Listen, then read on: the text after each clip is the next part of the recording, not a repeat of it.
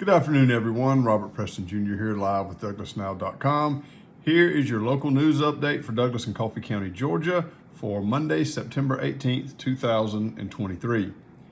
Barney Fife has been avenged. 2 weeks ago, a person or persons vandalized the mural of Barney Fife that adorns the side of an unoccupied house on Highway 441 in Broxton. The Broxton Police Department has made an arrest in connection with the incident. According to officers, 18-year-old Cason Smalley has been arrested and charged with second-degree criminal damage to property for allegedly vandalizing the mural. He was booked into the Coffee County Jail on September 13th, and he remains in custody. Local artist Dylan Ross painted the side of an unoccupied house on Highway 441 just north of Broxton. Completed in 2016, the mural has become one of the most popular tourist sites in Coffee County and has been photographed and shared thousands of times across various social media platforms. The vandalism has caused a tremendous amount of outrage throughout the community, and a lot of people are happy to see that an arrest has been made. The district attorney's office has resolved several major cases in different counties in the circuit recently. The lone Coffee County case involved an aggravated assault incident. In this incident, a jury convicted Demaje Manley, 19, of Douglas, on armed robbery and aggravated assault charges stemming from his 2021 arrest. Manley pointed an AR-style firearm at a minor trying to sell him an Xbox.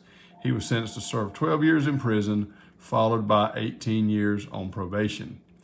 Matthew McCloskey, 34, of New York, but living in Waycross at the time, was convicted by a Ware County jury for aggravated assault on a peace officer, aggravated assault, kidnapping, false imprisonment, and possession of a knife during the commission of certain felonies. McCloskey has a pending federal charge for September 2022 bank robbery in Waycross. After the bank robbery McCloskey is alleged to have committed, the state presented evidence that he went to hide in a local hotel room with his girlfriend. One of the officers found McCloskey, and he refused to come out of the room. Officers heard a female then screaming for help. McCloskey would not allow her to leave the room. From a hotel window, officers saw him holding a knife to her and barricading the door with furniture. Officers forced their way into the room. McCloskey raised his knife at Sergeant Joshua Prowl with the Waycross Police Department, endangering his life. After being tased by 3 officers, not 1, not 2, but 3 officers, he dropped the knife and fell to the ground. Police Chief Tommy Cox recently recognized Prowl for his bravery and quick thinking.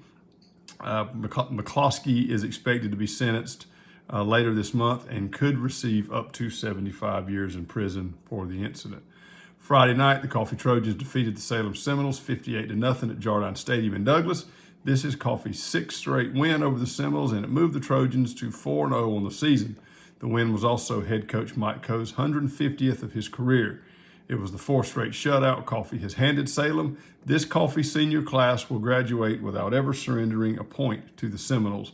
This coming Friday, Coffee travels to Richmond Hill to face the Richmond Hill Wildcats. Game time is scheduled for 7:30 p.m.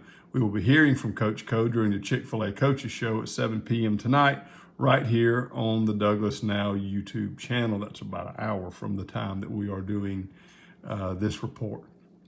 The City of Douglas has been notified that the Red Cross has begun taking applications for immediate assistance for families who suffered major or destroyed home damages from Hurricane Idalia a couple of weeks ago. Households that experienced damages from the storm will have requirements to meet regarding eligibility and qualifications.